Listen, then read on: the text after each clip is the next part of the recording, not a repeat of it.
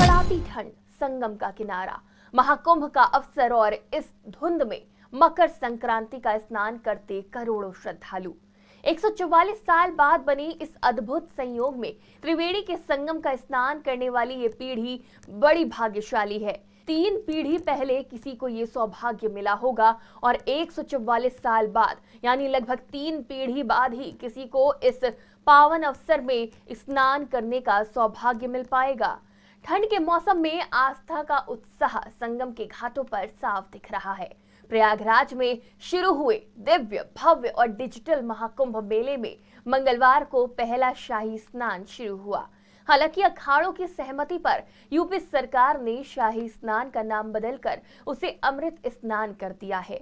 अखाड़ों का शाही स्नान सुबह 6:15 पर शुरू हुआ।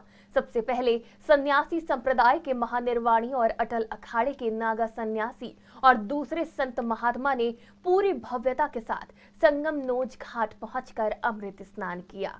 महानिर्वाणी और अटल अखाड़ों के संत गाजे बाजे के साथ रथों पर सवार होकर 1 घंटे पहले ही अपनी छावनी से निकल पड़े।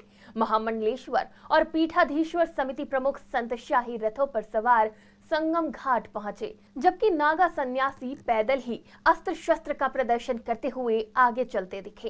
अखाड़ों के संत महात्माओं के साथ उनके चुनिंदा भक्त भी अमृत स्नान करने पहुंचे। साथ ही अखाड़ों के संत जिस रास्ते से गुजरे हैं उस पर आम लोगों का प्रवेश पूरी तरह से प्रतिबंधित कर दिया गया था। शाही स्नान के लिए जाने वाले रास्ते में कोई भी श्रद्धालु दाखिल न हो पाए, इसके लिए डबल बैरिकेडिंग की गई। शाही यानी अमृत स्नान शाम करीब 5:30 बजे तक चलेगा। ये महात्मा जिस घाट पर स्नान करेंगे वो अखाड़ों के लिए रिजर्व कर दिया गया है। आम श्रद्धालु दूसरे घाटों पर मकर संक्रांति का स्नान कर रहे हैं। आपको बता दें कि सबसे पहले शैव संप्रदाय के अखाड़े स्नान कर रहे हैं, उसके बाद अड़ी अखाड़ों का नंबर आएगा।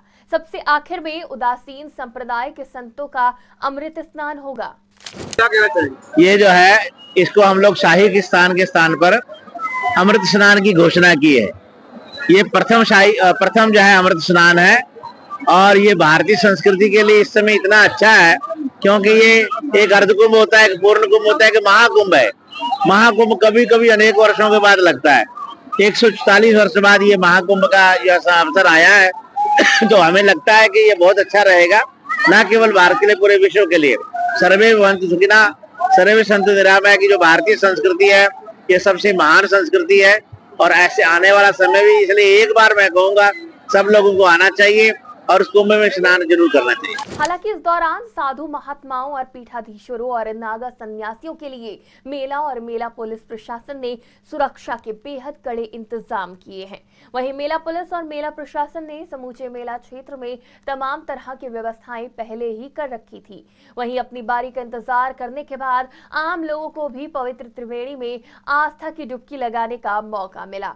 पूरे परिवार के साथ महाकुंभ क्षेत्र में पहुंचे लोगों का सैलाब साफ दिखाई दे रहा है। उनके चेहरे पर खुशी साफ झलक रही है। मकर संक्रांति के दिन ब्रह्म बेला में गंगा स्नान का विशेष महत्व होता है। ऐसा माना जाता है कि इस दिन गंगा स्नान करने से व्यक्ति के सारे जाने अनजाने में किए गए पापों से मुक्ति मिलती है।